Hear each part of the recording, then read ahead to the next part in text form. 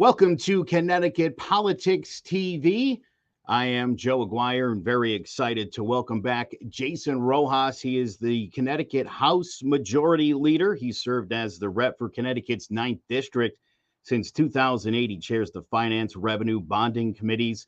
As House Majority Leader, of course, Jason works alongside Speaker of the House, Matt Ritter, to shape policy priorities, and he is responsible for managing the legislative process. Jason Rojas, welcome back to Connecticut Politics TV. Hey, thanks for having me. Good to see you again. All right. Housing is hot on everybody's mind. We'll get there in a minute. Plenty to talk about there. Last time we talked, the governor had just kind of announced the idea of this middle-class tax cut. Where are we in the process? How close to reality is it? And I guess overall, do the books look good enough to do something like this? They do, right? They certainly do. I mean, we're still early, even though we're 2 months into the legislative session. We're still early in the budget process. So appropriations and the Finance Committee are still going through their process of not only reviewing the budget, but reviewing a lot of legislation that is before the both committees. Given they're the money committees, there's a lot of action that they both see, because in order to pass any law, you generally have to have some money to back it up. So, we don't expect the Finance Committee and the Appropriations Committee to vote their pieces of the budget, the revenue package and the spending package, out till third week of April around. And part of the other challenge with that, too, is we need to wait for the Office of Fiscal Analysis to actually report consensus revenue numbers. So both the governor's OPM, the Office of Policy and Management, as well as our nonpartisan staff will both report out revenue projections. And that's really what we build our budget off of. We got initial dollars in January, which showed very healthy revenue coming in to the state. But we usually build the budget off the April consensus revenue numbers. So those will come in towards the end of April. So we wait for all those numbers to come in so that we're working with the most accurate information possible. And I suspect that revenues will continue to be positive in that April consensus revenue estimate. And I'm fairly confident that the tax cuts that the governor's proposed, at least in some version, perhaps there'll be some changes to it, will be reflected in the budget that gets reported out of the Finance Committee. Now, last time we talked, we'd also discussed that very popular child tax credit. Is that something that looks like it'll be extended? It's hard to know. I mean, I think, part of the challenge is looking at any of these individual pieces of tax policy. It's hard to look at in isolation because you have to look at the cost of any particular proposal in the grand scheme of the entire budget. So there are a lot of priorities out there that individuals have about tax policy and what we should do. But yeah, I think there is a pretty significant legislative support for the child tax credit. I don't remember if the governor's actually opined on that proposal. He was obviously open to it in the last budget cycle. And we'll have to see exactly where the administration comes in once the legislative committees report their budgets out. All right. So we start you off a little easy, right? Talking about Connecticut's finances, which again, I mean, I think outstanding job all in all. And I think anybody in Connecticut who's complaining about the finances, the way that's being run in this state, I think is being disingenuous at this point. Yeah, I mean, listen, we remain a high cost state, comparatively, we're a high tax state too.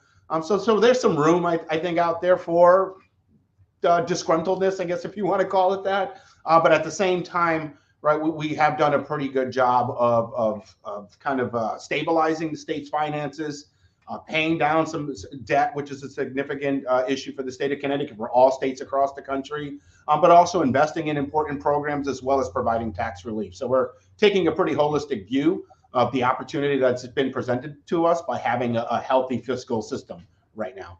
Jason, can you talk to about how important it is for us to pay down our debts? I've seen the numbers 68 billion and 88 billion as obligations this state is facing. And so when we talk about there being, 5 or 6 billion in the rainy day fund, that's not even close to what Connecticut needs to be able to pay its bills. In paying down this debt, though, we're saving billions in interest down the road. It's impressive. And again, I don't think I don't know if they understand that. Yeah, I mean, it is. I think it's, very policy wonkish, right? It's fairly abstract. I think average taxpayer appreciates that. They understand what debt means, right? They carry their own debt, whether it's a mortgage, whether it's credit card debt, right? Whether it's student loans. And for the state of Connecticut, right, we built up, before I was even born, right, policymakers were making decisions that have kind of, the bill has come due, right? And that we built up about $90 billion worth of unfunded liabilities, or it's more 70 billion. It's 20 billion in bonded debt, general obligation. And I'm talking in round numbers here, 20, 21 billion.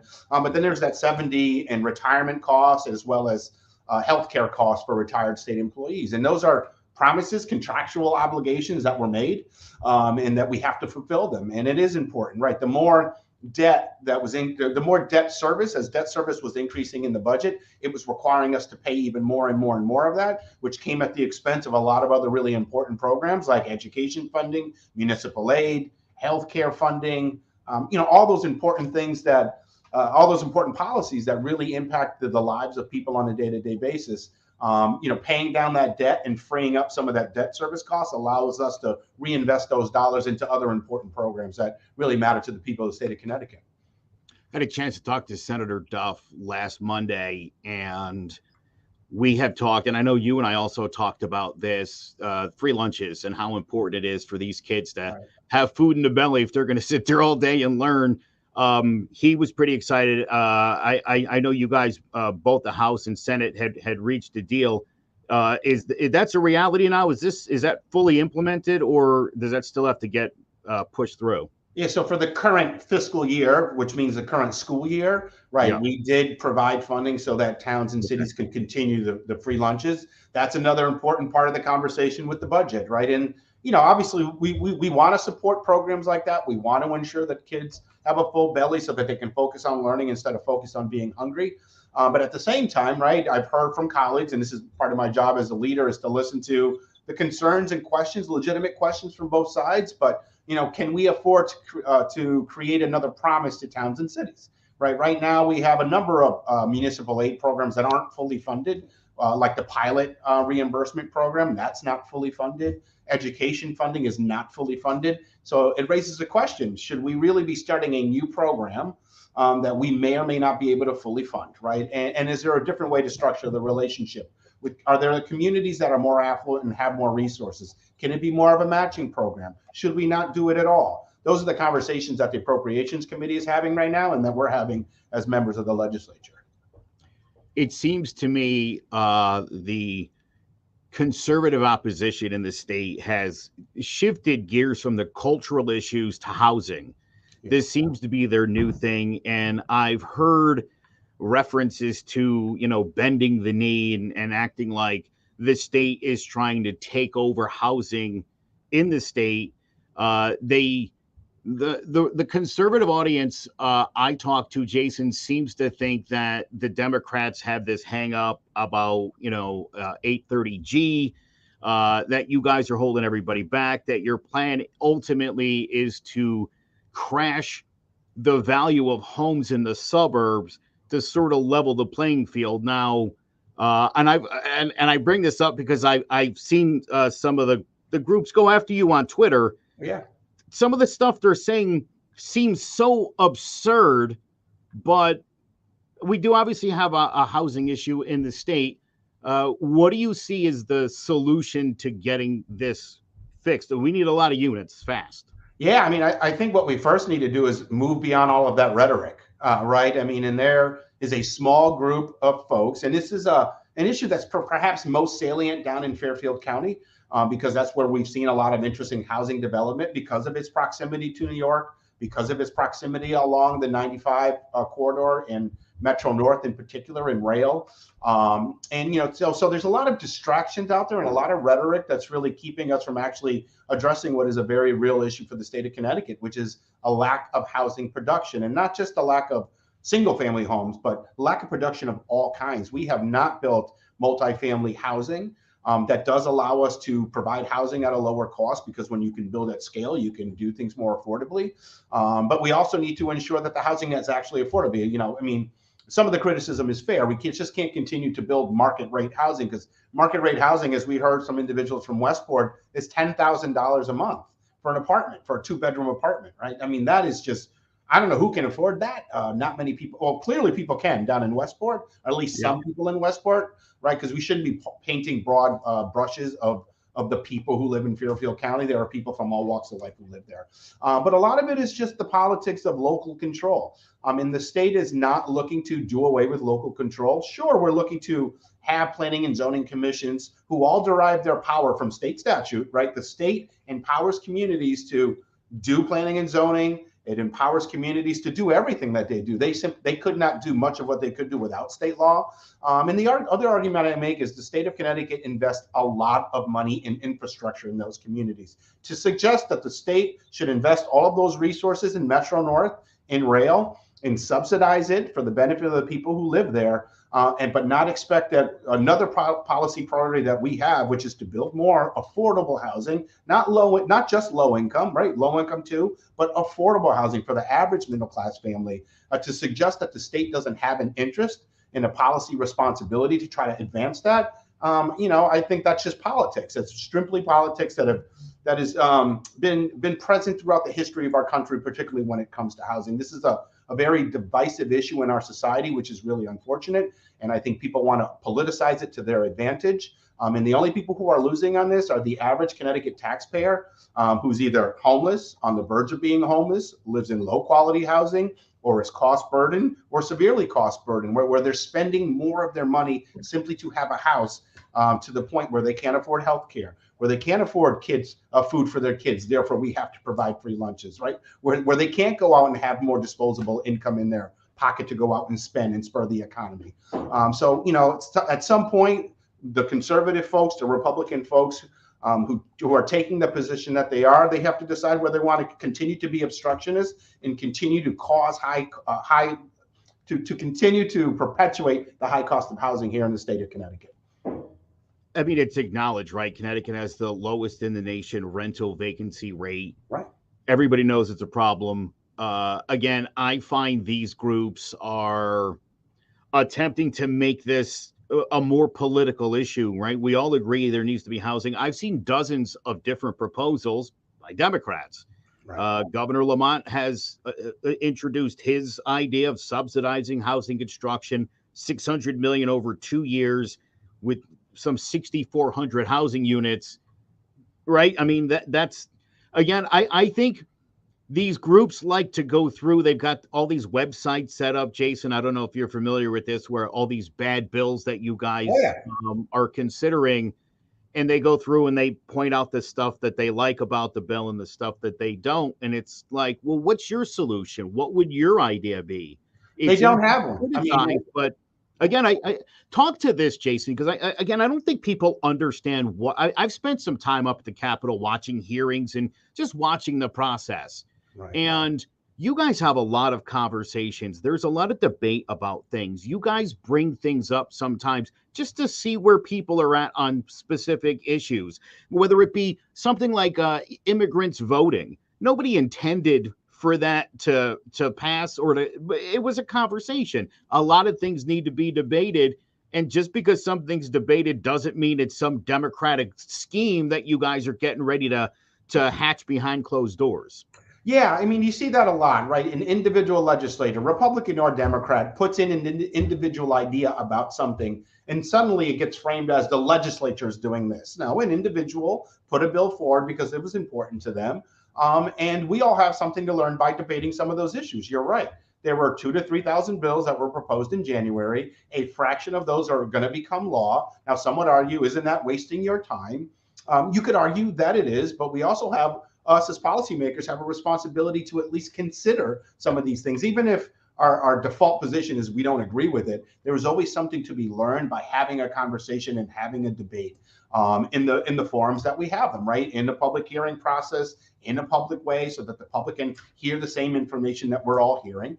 It's just that when people have political agendas, and these groups that form these websites are, and I give them credit for engaging in the process, right? I don't want to diminish them, but they often embellish, they often exaggerate, they provide a lot of misinformation.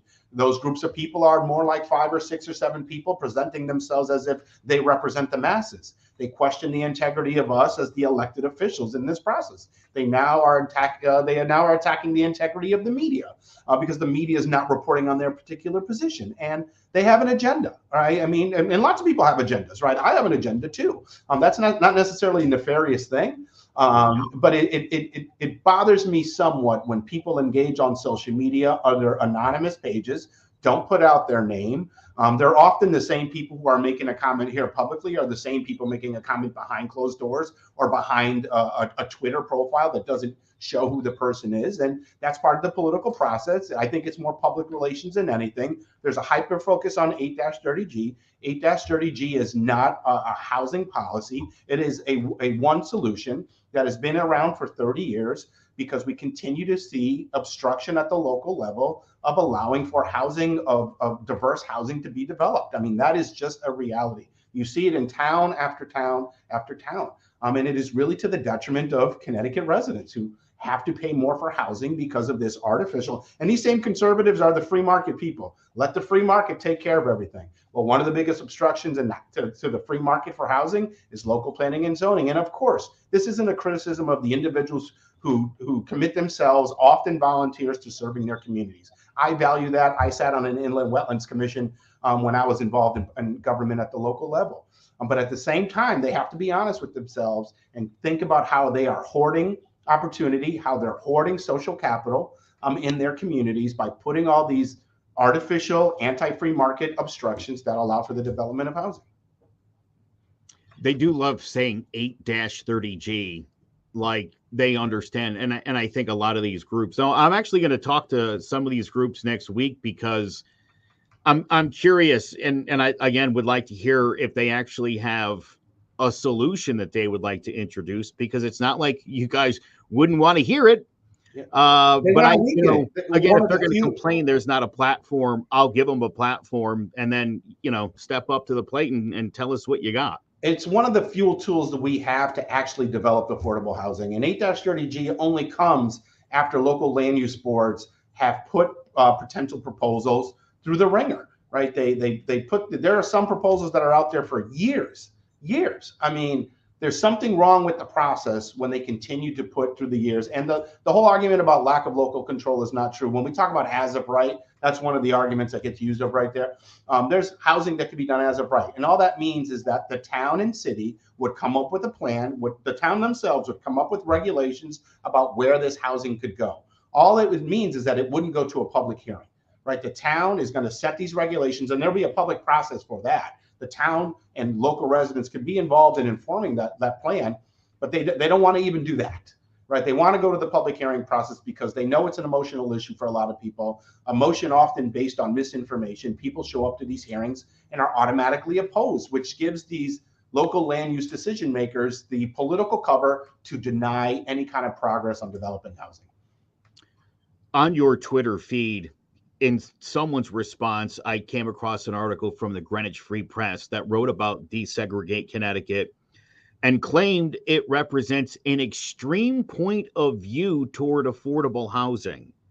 Something its main goal is to create more affordable market conditions in the Connecticut housing market by forcing an oversupply of housing to the market, thereby lowering surrounding property values. Yeah, I don't. I'm befuddled by the logic that's being applied. That's the new line that they're using. That this is going to force towns and cities to raise property taxes. I would like to see them articulate what that means exactly. I don't know when we suddenly became anti-children, right? The argument is that there's going to be more kids in our schools. Well, guess what? We have an overall declining school population, particularly in a lot of affluent communities, and they have a lot of open seats in those schools, and they haven't really reduced education funding. So if anything, it would be more efficient to have more kids in those school districts because you're already bearing that cost. You're already bearing it. It's not going to increase spending at the local level. That is another red herring that is used out there to stop progress on housing. Yeah. Thank you for explaining that. The Community Investment Fund Board of Directors approved a total of $98.5 million for projects around the state. One of them is expected to create better traffic flow. We've seen a record number of pedestrian deaths. I know that's something the state and you guys are very focused on solving. What could we do to make the streets a little bit safer? It's unusual to see such a spike like we've seen. Yeah, I mean, it's part and parcel of this this turn in driving habits from the pandemic, right? We noticed that people were speeding more. We had data to prove that, and it seems to have carried over to where we are now. It's really kind of a baffling phenomena. I mean, I think we've always had bad drivers, but for whatever reason, the pandemic brought out the worst in drivers, and it's resulting in, unfortunately, more accidents and traffic fatalities for pedestrians. So there's a combination of things that are looking out there, right? Investing in more smart streets, Vision Zero type policies, which change how we construct streets and have more built environment traffic mitigation efforts, right? Better signage for the wrong way drivers. Education, right? I think we need to talk a bit more and build awareness. You know, I watch people all the time running stop signs, right? And I think sometimes we have perceptions about who runs stop signs. I can tell you people from all walks of life run stop signs, young people, old people. It is amazing to me how people just seem to be indifferent about basic driving rules. And I think it's just kind of a reflective of the environment we're in, where people don't seem to be considerate of each other, right? Social media, you see it all the time. Nobody's considerate anymore. It's hard to have a rational conversation. You know, people are feeling very lonely despite being super connected on the internet. You see in a lot of the data and research that people are feeling the loneliest they ever have. I think there's a larger societal issue that might be beyond public policy solutions. And I challenge people to actually just think about these issues themselves and think about how they're contributing to some of the things that they don't like in society. I ran into Representative DeGio Van Carlin from Waterbury right after he had introduced a bill about traffic cameras. And like, my thought is traffic camera is great, right? He talked to it specifically about what a deterrent it could be, and that ideally in a perfect world, this would just deter people from running red lights. I asked him about, and I know the ACLU is all over the privacy laws with good reason, right? We want to be, and we want to know where this information is going, what information is being attained, that this information isn't being handed over to Border Patrol, or in immigration situations. What are your thoughts on traffic cameras? Again, I mean, I think we all understand the benefit, but with the drawback, where do you stand on those? And I think Waterbury is about to start implementing that soon. Yeah, no, I think there is value in them. I mean, I understand the concerns, right? We already live in a fairly over surveillance society, and some of it is being forced on us, and some of it is us participating in it, right? I mean, we turn over our entire lives to Facebook already, and Instagram already, and TikTok already, and don't think twice about it. But we want to put a camera up at a street corner, and yes, there will be some value to safety and enforcement and deterrence by having that camera at a street corner. I mean, the deterrent effect, you have to know that the camera's there for it to have a deterrent effect. I don't know that how many of the average people driving through an intersection are going to know that. So, right. But does it allow us on the investigation end of things?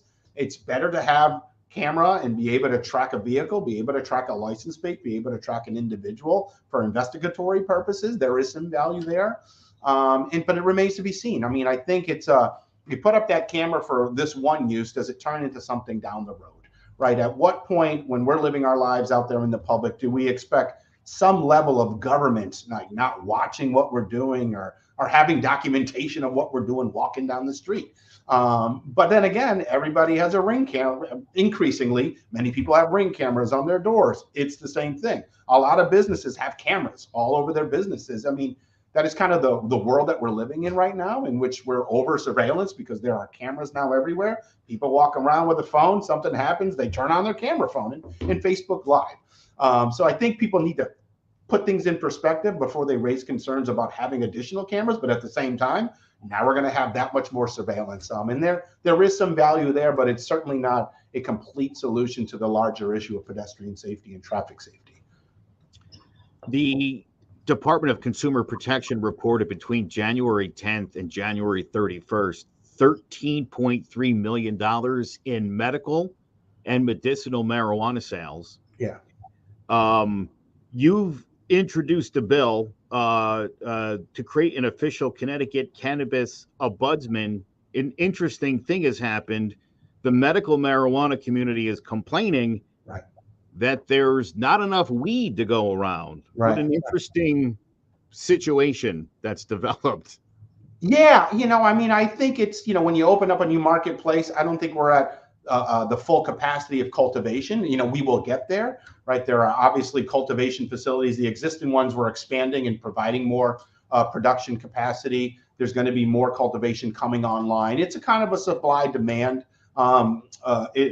equal lack of equilibrium in that, right? I mean, I think we'll get there. I know that I recognize that it's frustrating for medical card holders or medical users of cannabis. And, part of the thinking in the ombudsman program, the ombudsman person position is to give medical providers, not recreational users, but medical users, better access to state government so that we can better understand exactly what they're experiencing, get a better idea of, is there really a shortage or not? Because I've heard both. I heard that there's a shortage, right? It might be a shortage for an individual thing that you like, but I'm pretty sure people are still going to cannabis dispensaries and buying cannabis, right? So people say there's a shortage. There might be a shortage in something specific that's being desired by a particular customer, but I don't think there's an overall shortage of cannabis. But again, I think the marketplace is going to be a little bit disjointed as we open up and introduce the recreational marketplace. And as we've seen for the first 2 months, pretty healthy demand for it. And I think over time it'll balance out. And as more dispensaries open, that'll provide greater access to individuals who don't have to drive as far to buy the cannabis that they're looking to buy. Yeah, again, just kind of an odd situation. I saw that and I thought, wow, is that even a problem anybody kind of anticipated? We did. It was something we thought about. Okay. We thought that, at the outset, like when it's like when anybody does an IT change right at their business, there's always hiccups at the beginning of things. When you introduce something as complicated as this, there are inevitably going to be hiccups, but I'm confident we'll work through them. Last thing I got to ask you about, as House Majority Leader, Representative Comey had a situation. How is she doing? And do you have any comment you want to? Yeah, I mean, thankfully, she was not severely injured, and she didn't injure anyone else. Obviously, a horrible mistake and a poor decision on her part. What I would tell people is, members of the legislature are people. Humans just like anybody else in society. Yes, we're held to a higher standard than we should be, but we should also be understood that we're human, and that the legislature is reflective of society, and there are folks who struggle with substance abuse. And in this case, it seems that there was a problem with alcohol. A poor decision was made to drive, and it resulted in an accident. And now she's paying that price, right? I mean, she was arrested for it. There's obviously the public shame that comes along with that. And I know that she's really struggling with this as a human being, but also as a public figure. And I think she understands that she's held to a higher standard too. And it's really unfortunate that it happened. And we're just grateful that she wasn't injured, that nobody in the public was injured. But she'll have to be dealt with. The speaker has removed her from her leadership title, has removed her from her committees. As we look at this and have conversations with her, and she manages the legal process herself, we'll make determinations about what role it is that she'll continue to have in the legislature. I mean, ultimately, it's up to the voters at some point in the future to decide whether she should continue to be a legislature. And I'm sure she's grappling with that question herself. But what I do hope is that she takes responsibility for her actions and that she otherwise remains healthy. I think that's all you can do, right? Yeah. Appreciate it. Thank you for giving us your insight on all these issues. I'll check in with you maybe late April, see where we are with those tax cuts. Yeah. And even when things pass out of committee, it's still not done. It's not done till we gavel out in June. But certainly be happy to come back for another update in April. I would really appreciate that. Please keep up the great work. It seems like, at least from what I've been seeing, you guys have some solid plans. It looks like things are going pretty well. We'll continue to talk and check in. Representative Jason Rojas, Connecticut's House Majority Leader. Always appreciate the time. Always appreciate your insight as well. No, thanks for having me and for the opportunity to engage with your listeners and viewers. Thanks so much. We'll talk again soon. Well, that's going to do it for this episode of Connecticut Politics TV. Make sure you check us out on social media at CT Politics TV and online ctpolitics.tv to get all the latest news, headlines, and insights from around the state.